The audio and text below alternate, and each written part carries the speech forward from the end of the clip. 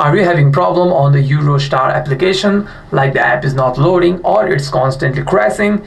Well, here are some things or tricks that you can apply if your app is not working properly. First, you need to make sure that your device is connected to a secure network. Swipe down on the control center and make sure your Wi-Fi or cellular data is turned on and is connected to a network that is actually working. By doing so, you shouldn't face any kinds of internet issues while logging in.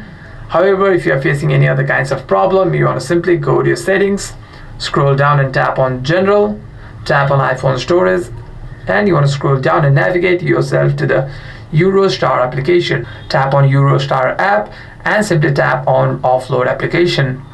After that, you want to simply click on Reinstall app, and what this does is it deletes the application whilst keeping its documents and data. And the next time you open the app, you shouldn't be having any problems regarding your login or any kinds of problem on the application. However, if you do face any kinds of problem after this, you want to simply restart your device once and open the app again. Hope this video is helpful. Do like and subscribe.